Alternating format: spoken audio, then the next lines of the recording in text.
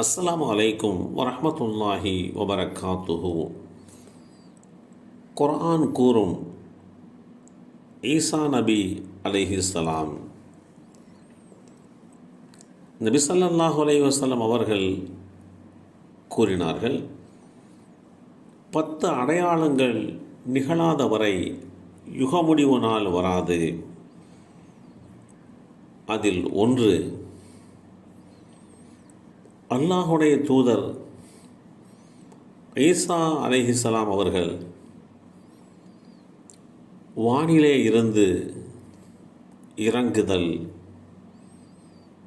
இந்த செய்தி ஸஹீஹ் முஸ்லிமில் 5559 என்ற எண்ணிலே பதிவு செய்யப்பட்டிருக்கிறது. வேதமறை குர்ஆன் அல்லாஹுடைய தூதர்களை பற்றி தெளிவாக எடுத்துரைக்கின்றது. அதே வேளையில் அல்லாஹுடைய தூதராக ஏற்றம் பெற்றவர்களில் ஈசா அலைஹிஸ்ஸலாம் அவர்கள் அல்லாஹுடைய அற்புத படைப்புகளில் ஒன்று, உலக மக்களுக்கு ஓர் அத்தாட்சி, அல்லாஹுவின் வல்லமையை எடுத்து கூறும் அத்தாட்சிகளில் ஈசா நபியின் பிறப்பும் ஒன்றாகும். வேதமறை குர்ஆனிலே அல்லாஹ் குறிப்பிடுகின்ற போது, மரியமே, நிச்சயமாக அல்லாஹ் தன் வார்த்தையின் மூலம் உமக்கு ஒரு குழந்தையை வழங்க நற்செய்தி கூறுகிறான். அந்த குழந்தையின் பெயர் மரியமின் மகன் ஈசா அல் மசீஹ் என்பதாகும். அவர் இவ்வுலகிலும் மறுமையிலும் உயர்ந்த அந்தஸ்துடையவர்களில் உள்ளவராகவும் அல்லாஹ்வுக்கு நெருக்கமானவர்களில் உள்ளவராகவும் இருப்பார் என்று வானவர்கள் கூறியதை எண்ணி பார்ப்பீராக என்று குர்ஆனிலே சொல்கின்ற இந்த செய்தி சூரத்து ஆல இம்ரானிலே பதிவு செய்யப்பட்டிருக்கிறது. தொட்டிலில் இருந்தவாறே நிச்சயமாக நான் அல்லாஹுவின் அடிமையாவேன். அல்லாஹ் எனக்கு வேதத்தை வழங்கி அவனுடைய தூதராகவும் ஆக்கியுள்ளான் என்று அக்குழந்தை கூறியது. அத்தியாயம் 19 சூரத்து மரியம் வசனம் 30 ஈசா அலைஹிஸ்ஸலாம் அவர்கள் சிறு பிராயத்திலே தொட்டில் குழந்தையாக இருக்கின்ற போது பேசினார்கள் என்ற செய்தியை இந்த வசனம் எடுத்துரைக்கிறது. முன்பிருந்த தூதுவர்கள் எல்லாம் அவர்களுடைய அடிச்சுவடுகளிலேயே மரியமுடைய மகன் ஈசாவையும் நாம் அனுப்பி வைத்தோம்.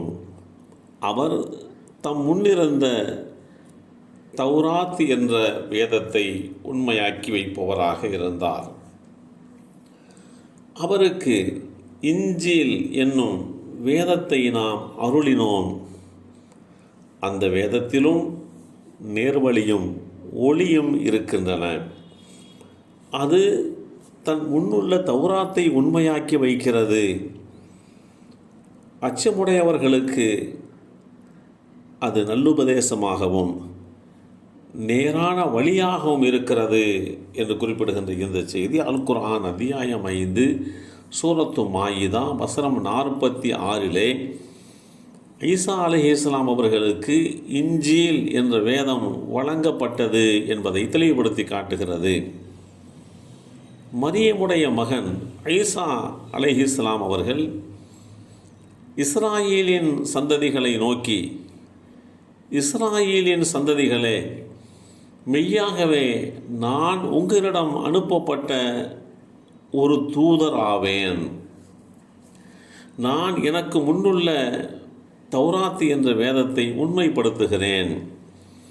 எனக்கு பின்னர் அஹ்மது என்னும் பெயர் கொண்ட ஒரு தூதுவர் வருவதை பற்றியும் நான் உங்களுக்கு நற்செய்தி கூறுகிறேன் என்று கூறியதை, நபியே, அல்லாஹுடைய தூதரே, நீர் அவர்களுக்கு ஞாபகமூட்டுவீராக என்று அறிவித்தவாறு வேதமறை குர்ஆனிலே பதிவு செய்யப்பட்டிருக்கக்கூடிய அந்த செய்தி அல் குர்ஆன் அத்தியாயம் 61 சூரத்து சஃபு வசனம் 6 தெளிவுபடுத்தப்பட்டிருக்கிறது.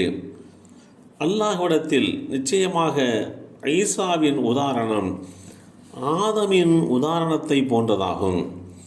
அவன் ஆதமை மண்ணிலே இருந்து படைத்து பின்னர் ஆகுக என்றான். உடனே அவர் மனிதராக ஆகிவிட்டார். அல் குர்ஆன் அத்தியாயம் 3 வசனம் 59.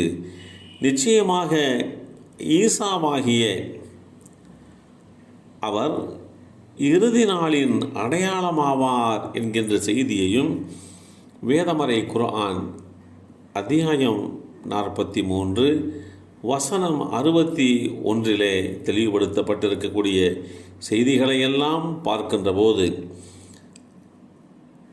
ஈசா அலைஹிஸ்ஸலாமுடைய அந்த வர்ணிப்பு குறித்து குர்ஆன் இப்படி தெளிவுபடுத்தியிருப்பதை நாம் புரிந்து கொள்ள முடிகின்றது.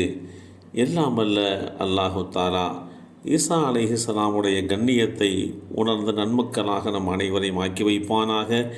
அஸ்ஸலாமு அலைக்கும் வரஹ்மத்துல்லாஹி வபரகாத்துஹு.